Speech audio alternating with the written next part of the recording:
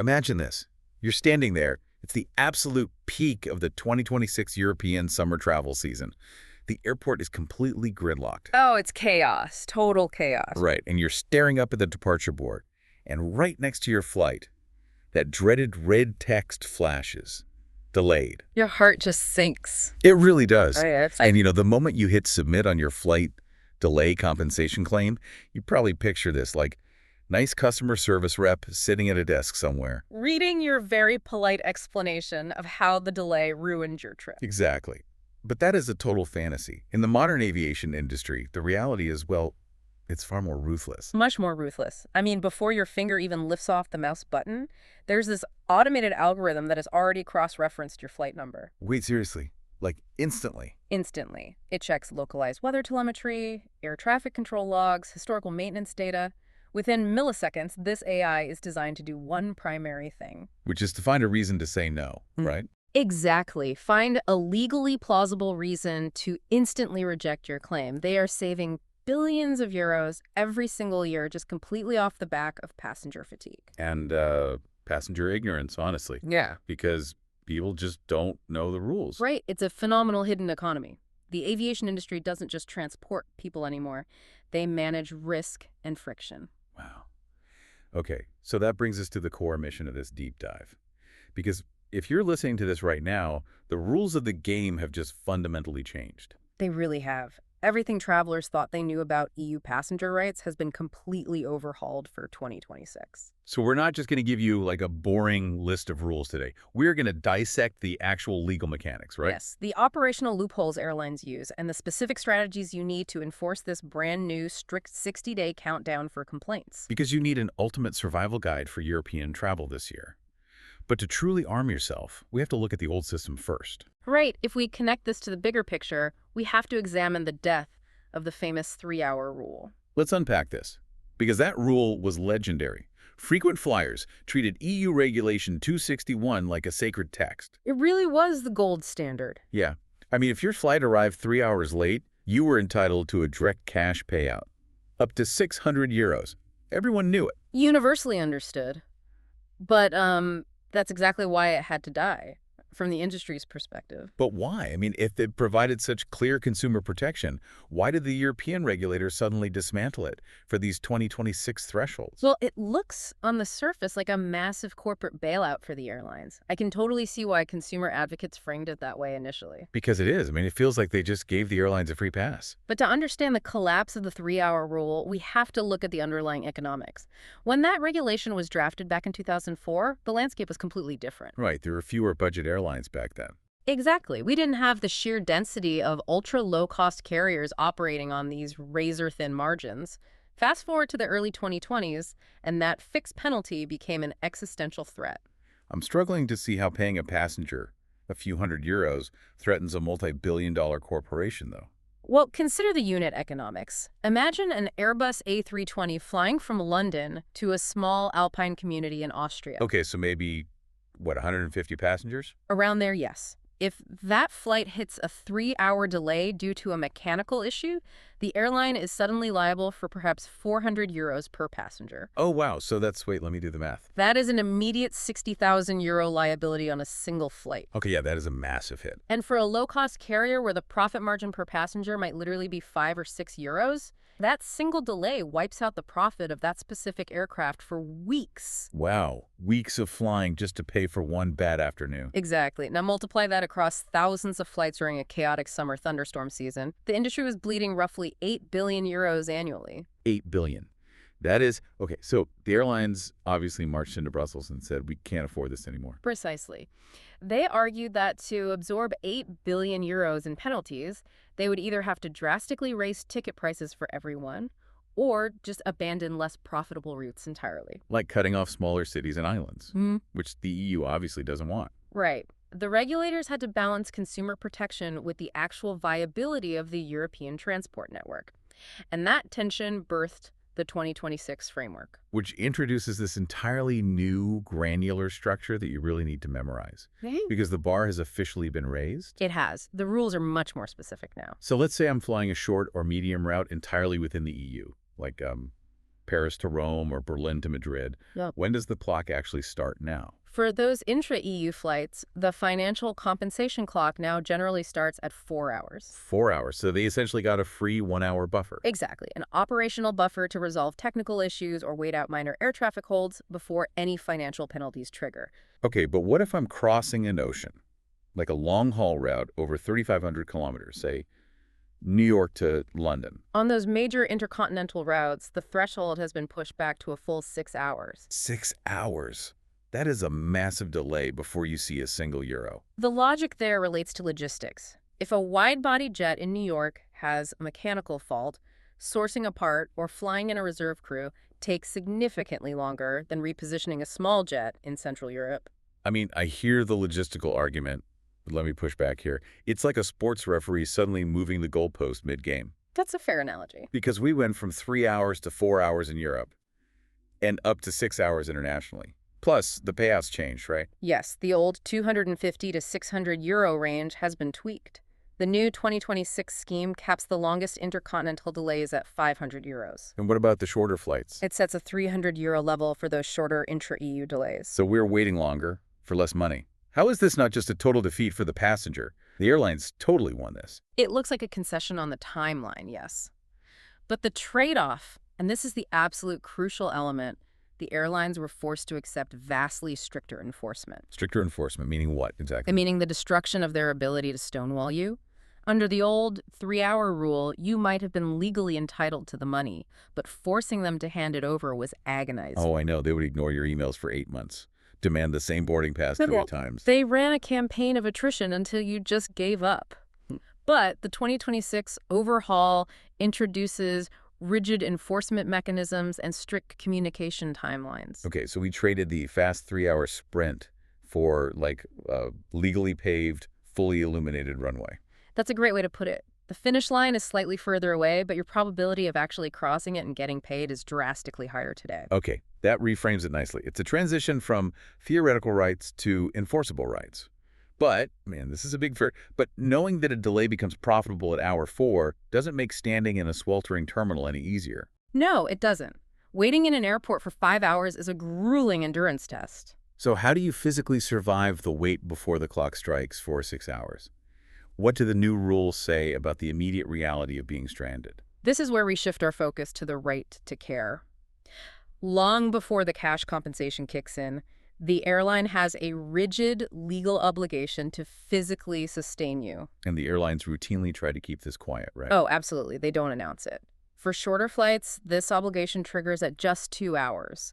For long haul, it kicks in around the 3 or 4 hour mark. I really want to dive deep into the mechanics of this, because I see people make this mistake all the time. The board flashes a 3-hour delay, they sigh, and they walk over to a restaurant. And spend 30 euros on a mediocre burger and water. Exactly. They just assume they have to eat that cost, literally and figuratively. That is exactly the behavior the airlines rely on to suppress their costs. When that right to care threshold triggers, you must actively approach the airline's desk. Or their handling agent, right? Yeah. Yes. They are legally mandated to provide meals and refreshments in a reasonable relation to the waiting time. And what about communication? I remember something about phone calls. Yes. They are also required to provide access to communication. Historically, that was written as 2 phone calls, faxes, or emails. Faxes. I love that aviation law still mentions faxes. But okay, the stakes get way higher if the delay bleeds into the night. Significantly higher. If that operational buffer runs out and the flight is officially pushed to the next morning, what are the exact rules for accommodation? Because airlines love to hand out a cheap blanket and point you to a bench. Under the 2026 framework, that is explicitly illegal. If an overnight stay becomes necessary, the airline must provide mandatory hotel accommodation. No exceptions. No exceptions. And crucially, they are also entirely responsible for the transport between the airport and the hotel, both ways. So you do not have to navigate a midnight taxi line on your own dime. Exactly. It's completely on them. Okay, let me formulate a scenario here. Let's say there are 300 people on a delayed wide-body jet. The flight is pushed to tomorrow. A classic nightmare scenario. The airline staff throws their hands up and says, "We've called every hotel within 20 miles. Everything is booked. We cannot provide a room." Are you just out of luck? No. If airline utterly fails in its operational duty to procure rooms, you are legally empowered to book your own reasonably priced hotel. And arrange your own transport. Yes, and the airline is obligated to reimburse those specific expenses upon the presentation of receipts. The key word is reasonable, though. Right, so booking a 5-star presidential suite is probably going to get contested. Highly contested. But a standard room at a nearby commercial hotel is entirely justifiable when they fail their mandate. That is vital information. But let's look at a scenario that is arguably worse than being stranded in the terminal, the Tarmac ordeal. Tarmac delays. They represent a unique psychological and physical stressor. You've scanned your pass, you walk down the jet bridge, you're in your seat, the doors close, and the plane just doesn't move. The AC gets weak, it's stuffy, and you are trapped. And there is a very specific operational reason why airlines do this. It comes down to how European airspace is managed by air traffic control. Right, the slot system. Exactly. Every aircraft requires a specific slot to take off, especially in congested airspace, and sometimes these slots are only 10 or 15 minutes wide. So if there's weather en route, the controllers push that slot back. Yes, and if the airline misses their window, they might have to wait another 3 hours for the next opening. So they basically hold everyone hostage on the taxiway to protect their position in the queue. So they're instantly ready if a slot opens. That's exactly what they do. They board you, close the doors, and push back, effectively keeping you captive. That makes sense for logistics, but it treats passengers like cargo. How does the 2026 law actually combat this? By aligning European standards much more closely with the strict tarmac delay laws pioneered in the United States, the 2026 reform introduces legally binding maximum time limits. Meaning a cap on how long you can be kept isolated on an apron or taxiway. Precisely. During any extended ground delay, they must guarantee access to operational lavatories, adequate ventilation, and provide food and water. But the real power is the right to get off the plane, right? The absolute right to deplane. Once the clock hits that legal limit, usually around the 3-hour mark for total tarmac isolation, you can demand they return to the gate. They have to bring the stairs or hook back up to the jet bridge. Yes, they can no longer hold a cabin full of people captive indefinitely on the slim hope of getting clearance. Safety and basic physiological needs supersede the departure slot. Wow.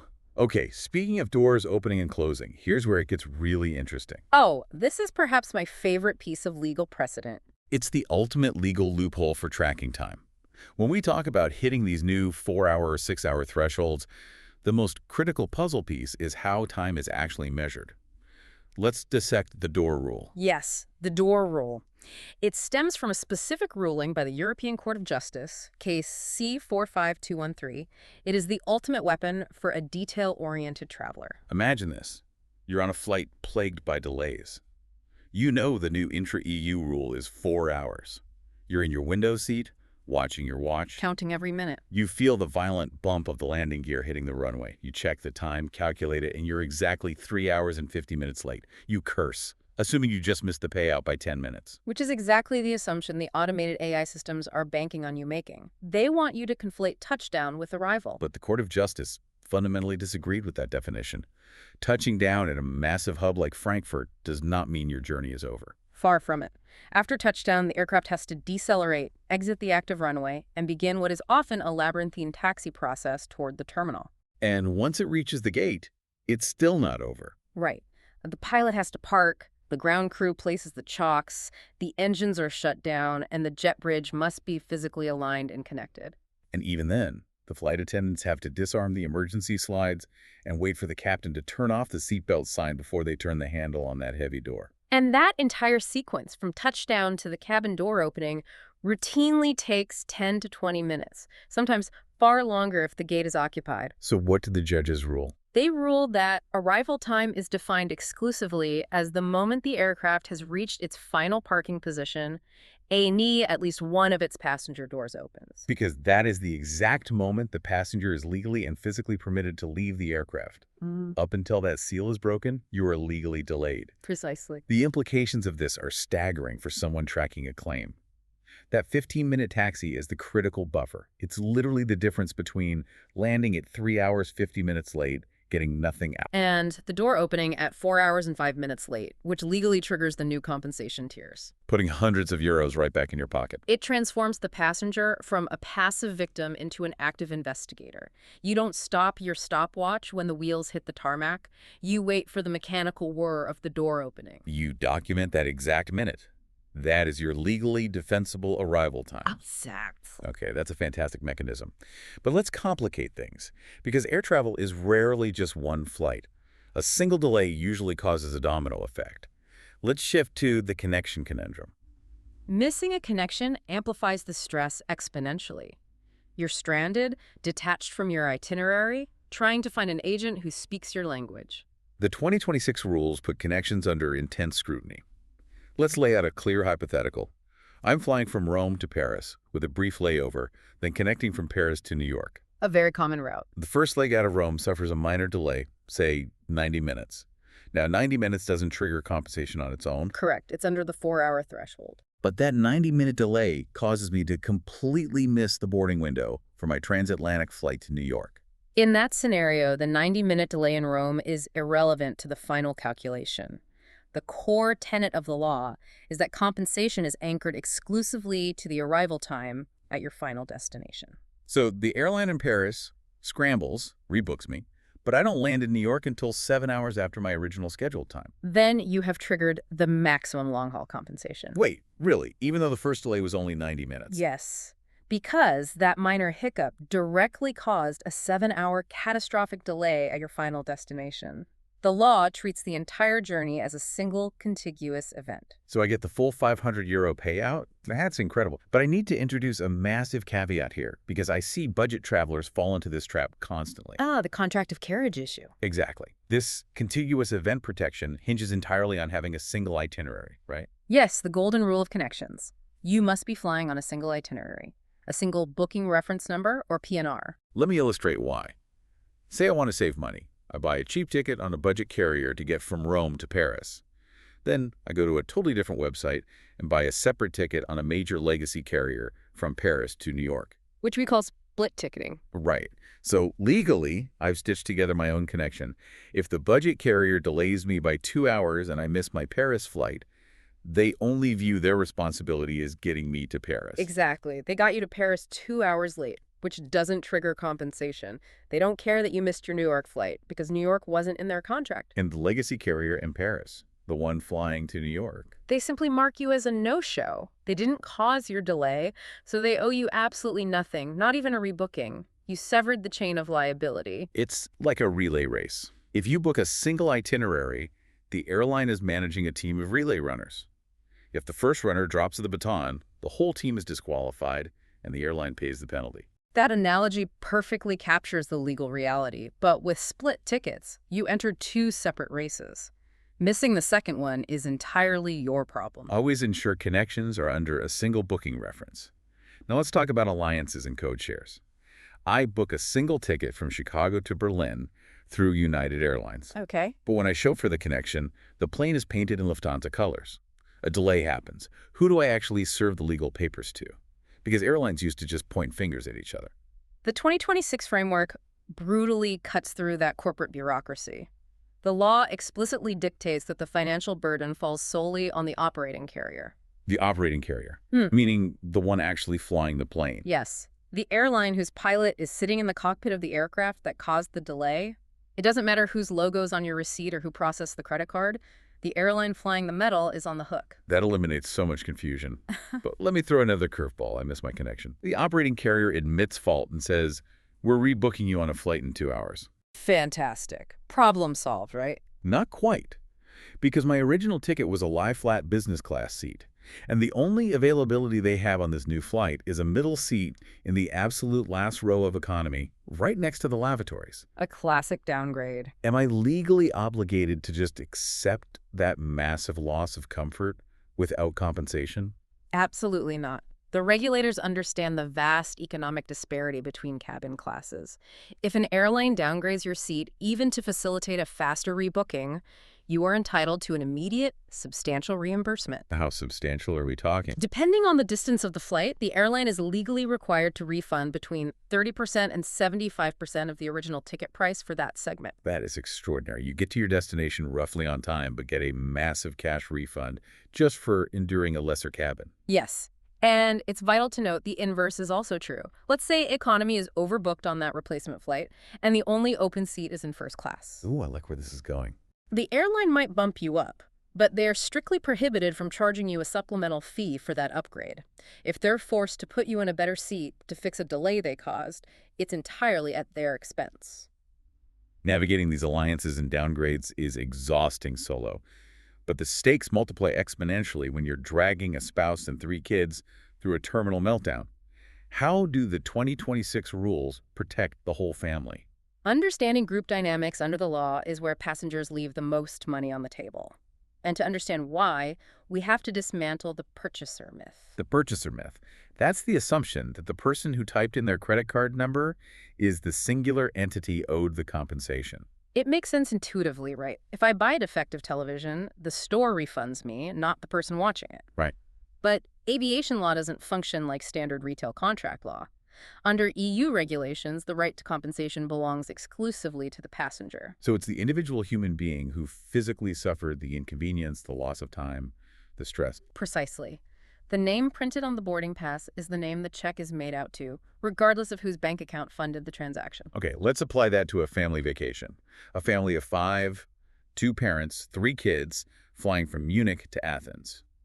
They hit a severe delay, triggering the €300 tier. The airline isn't just going to hand the father a single €300 check to cover the whole itinerary. Right, because the delay inconvenienced 5 distinct passengers. Yes, so the compensation is multiplied. It is €300 multiplied by 5.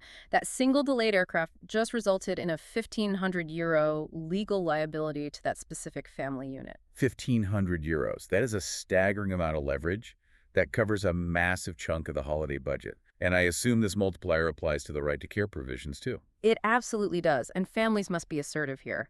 When you approach the desk after that 2-hour mark, you do not accept a single €15 meal voucher to split among 5 people. You demand 5 separate vouchers. You clearly articulate that the right to care is a per-passenger entitlement. You make sure everyone gets fed. I want to pivot slightly because this per-passenger rule has massive implications for business travelers too. Oh, the road warriors. They are perhaps the biggest beneficiaries of this specific legal nuance. If I'm a consultant flying to a conference, my corporate travel department bought the ticket. But if the flight is delayed 6 hours, my manager isn't the one sitting in a hard plastic chair at 2 a.m. I am. And therefore, you are the one who suffered the inconvenience. The business traveler files the claim under their own name, and that €500 compensation goes directly into their personal bank account, not the corporate travel budget. The law doesn't care who financed the journey, only who endured the delay.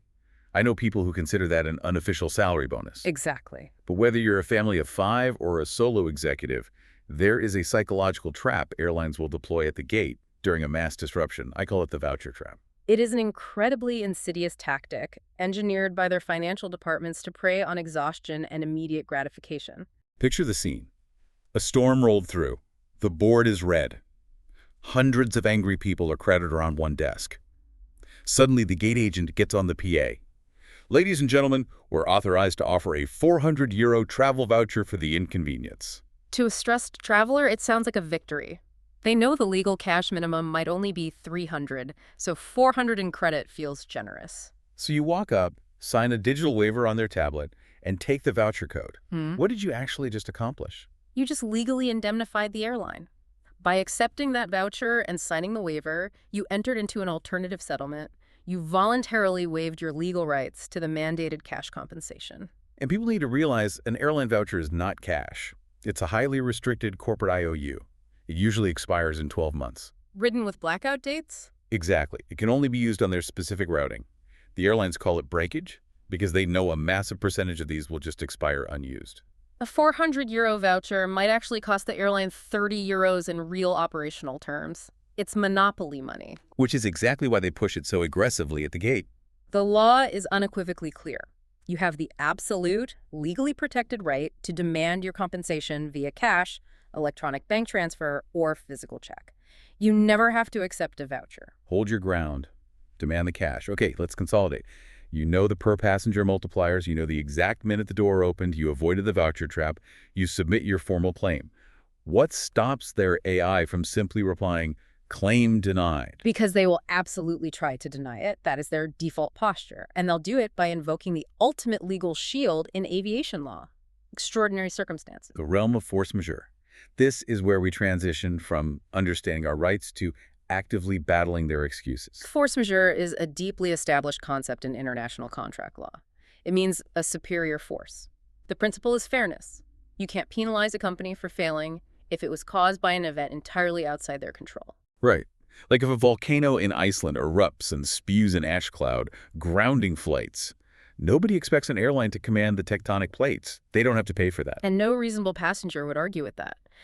But where it gets nefarious is how airlines interpret the word extraordinary. They stretch it to cover almost every standard operational failure, classifying their own mismanagement as an act of God. And the European courts have had to draw hard lines in the sand over this. Let's look at the most common false excuse: technical problems. Ah, yes. You're at the gate. The pilot says, folks, we have a sensor fault on the left engine. We have to wait for maintenance. You file a claim, and they reply, unforeseen mechanical failure affecting flight safety. Extraordinary circumstance, claim denied. It sounds incredibly plausible because safety is paramount, right? But the courts have consistently ruled against the airlines here. Complex flying machines naturally experience wear and tear. Parts break. Yes. Dealing with technical problems is a foreseeable part of operating an airline. Maintaining the fleet is their core business activity. If a part fails, that's a failure of their maintenance schedule or supply chain. It is not an act of God. They must pay. That is a massive distinction. What about labor disputes? We apologize, but our flight attendants called a wildcat strike. Strikes require careful categorization. If the French air traffic controllers go on strike, a government entity that is truly outside the airline's control, that is extraordinary. But what if it's the airline's own staff? If their own pilots or cabin crew strike over wages, the courts ruled that is an internal management failure. Negotiating with your workforce is part of running a business. Internal strikes are not extraordinary. They must pay. That leads us to the ultimate, most abused excuse: weather. It's snowing heavily, your flight is delayed 4 hours, the AI rejects your claim citing severe meteorological conditions. How do you legally argue with a blizzard? By understanding that not all weather is legally extraordinary. This brings us to a brilliant strategy we call the de-icer hack. It forces you to look at the context of the weather. Explain the logistics of this. Winter operations are incredibly complex. In winter, an aircraft must have all frost and ice removed from its wings before takeoff for aerodynamic lift. This requires specialized trucks spraying heated de-icing fluid. Now, if you're flying out of Munich or Oslo in January, sub-zero temperatures and snow are not extraordinary. They are highly predictable seasonal norms. An airline operating there should logically possess the infrastructure to handle snow. Exactly.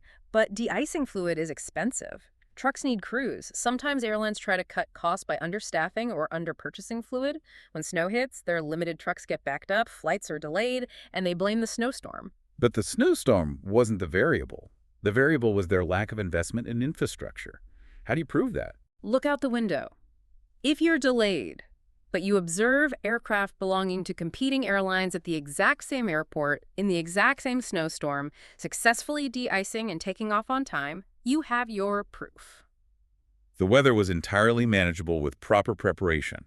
Your specific airline just failed to manage it. Precisely. And when you articulate that observation in your claim, pointing out that competing carriers maintain their schedules, it destroys their extraordinary circumstance defense. It's like a shipping company blaming the ocean for being late because they forgot to buy enough fuel while all the other boats sail past them. A perfect comparison. Okay, we've stripped away their shields. We understand the new timelines, the door rule, family multipliers, and how to defeat their automated excuses. Now it's time for the step-by-step 2026 battle plan. The 60-day resolution blueprint.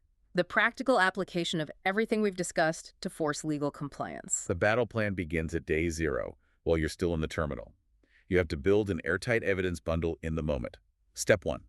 Guard your boarding passes. Screenshot the digital ones, keep the physical stubs. They are your legal proof of contract. Step 2. Visual documentation. Take a clear time-stamped photo of the electronic departure board showing your flight highlighted in red with the delay time. As we discussed with the de-icer hack, visual evidence of the airport environment is incredibly difficult for their legal team to casually dispute. Step 3. Direct interaction. Go to the gate podium and ask the agent to state the specific operational reason for the delay. Write it down, note the time, get their name if possible. This locks them into a narrative. They can't claim a technical fault at the gate and then cite weather in an email 3 months later. Step 4 is financial preservation. Keep absolutely every receipt generated by the disruption. Terminal meals, hotel invoices, taxi receipts. So now you have a bulletproof evidence bundle. You get home, and you must submit this claim in writing. And to be clear, angrily tweeting at an airline doesn't count. Right. You have to use the official EU compensation web form on their corporate site or their designated legal email. State your flight number, the exact arrival time based on the door opening, and specifically cite the 2026 regulations. Under the old system, the airline would just toss your email into a digital void and hope you forgot about it. But the 2026 overhaul introduces the 2-month mandate. A strict stopwatch on their bureaucracy. Exactly. They are legally required to acknowledge receipt promptly and provide a definitive final resolution within a maximum of 60 days. The era of attrition warfare is legally over. So you click Send, open your calendar app, and set an alert for exactly 60 days. Day 15 passes, day 30, day 45. They drag their feet or send a generic rejection. What is the protocol for day 61? What's the escalation path? Day 61 is when you deploy the heavy artillery, a mechanism most travelers are entirely unaware of. Let me preface this by saying what not to do. Do not Google those private for-profit flight compensation agencies that take a 30% or 40% cut of your money. You don't need to surrender half your cash to enforce your rights. Where should they go instead? You take your fully assembled evidence bundle directly to the European Consumer Center. The European Consumer Center. Yeah. It sounds like a bureaucratic labyrinth, but it's actually a weapon for the consumer. Often abbreviated as the ECC. They are a specialized network co-funded by the European Commission with dedicated legal specialists in every EU member state. Their mandate is to resolve cross-border consumer disputes, and crucially, their services are 100% free of charge. They're essentially your free, publicly funded aviation lawyers. That is a highly accurate way to visualize it. If an airline has breached the 60-day limit or wrongfully denied a valid claim, the ECC has the authority to step in. Their experts evaluate your evidence against the 2026 framework. And if your claim is valid, they contact the airline directly on your behalf. I imagine an airline's compliance department reacts very differently to an official ECC inquiry than to an angry passenger email. It completely shifts the power dynamic. Airlines cannot afford to habitually ignore a multinational regulatory network. The ECC forces a resolution and ensures 100% of the compensation goes straight to your bank account, zero commission extracted. It is the ultimate trump card. Yeah. Now, before we conclude this deep dive, I want to address one final extreme scenario. We've talked about 4- and 6-hour delays. But what if the delay breaches the 5-hour mark and the whole purpose of your journey is destroyed? The law recognizes that at a certain point, a delayed flight ceases to be functional transport and becomes a futile exercise. If your delay crosses the continuous 5-hour threshold, you trigger the ultimate right of refusal, the walkaway right. Let's frame this. You're flying from London to a weekend wedding in Tuscany. The delay stretches past 5 hours. You do the math and realize by the time you land, the ceremony is over, the reception is ending, and you have to fly back the next morning. The trip is dead. Exactly. In that scenario, the law grants you absolute authority to terminate the contract of carriage on the spot. You declare you are abandoning the journey. And what are the financial consequences for the airline? They are severe. The airline is legally obligated to issue a 100% reimbursement of the ticket price for the unmade segments. Plus, if you're stranded at a connecting hub, they must refund the segments you already flew. A&D provide a return flight to your starting point at their expense. A total financial reset. But here's the most critical question. If I choose to walk away and get a refund, does that cancel out my right to claim the 300 or 500 euros in delay compensation? No, it does not. This is a vital distinction. The ticket refund and the delay compensation are legally separate entitlements. Wait, so you get both? Yes. The refund is returning money for a service not rendered. The delay compensation is a penalty paid to you for the loss of time and inconvenience. If a 5-hour delay ruins your trip, you walk away, get a full refund, and aggressively pursue the cash compensation penalty. Wow. Okay, let's pull all of these threads together. We've just handed you a highly tactical 2026 survival guide. You know the clock is paused until the physical cabin door opens. You know how to recognize the deceptive gate voucher trap. You know how to use the legal definition of a passenger to multiply payouts for your whole family. You know how to analyze airport logistics to call their bluff on weather excuses. And you possess the 60-day blueprint to weaponize the European Consumer Center against corporate stonewalling. It's a profound psychological shift. You transition from being a passive victim of a chaotic system into an active, legally informed participant. But as we look at the trajectory of the aviation industry in 2026 and beyond, I want to leave you with a final, somewhat provocative thought regarding the future of this conflict. I'm intrigued. Where does this arms race go next? We discussed how airlines are increasingly reliant on automated algorithms to instantly parse weather data and reject claims in milliseconds. They have automated the friction. They really have. So the logical question becomes, as corporate AI becomes more entrenched in protecting the airline's bottom line, will we inevitably reach a tipping point where travelers require their own personal AI to fight back? Automated legal warfare. Imagine a scenario in the near future. You have an application on your phone that utilizes location telemetry to detect the exact microsecond your aircraft arrives at the gate and the door opens. No, that's smart. In the background, it instantly cross-references local meteorological radar data, scans the departure times of competing carriers to defeat weather excuses, compiles the EU precedent, and automatically drafts and transmits a bulletproof claim. To the airline and the European Consumer Center simultaneously. Exactly, all before you have even stepped off the jet bridge. It might be the only way to truly level a playing field dominated by corporate algorithms. Oh, an AI arms race for flight compensation. I can absolutely see that reality approaching rapidly. But until those algorithms are fighting our battles for us, you have to be your own advocate. You have the knowledge. You have the blueprint. It's all in your hands now. So the next time you're standing in that sweltering terminal, gripping an overpriced coffee, and that dreaded red text flashes across the board, take a deep breath. Save your boarding pass. Document the excuses. Watch that cabin door with a hawk's eye, and travel smarter. You've got this.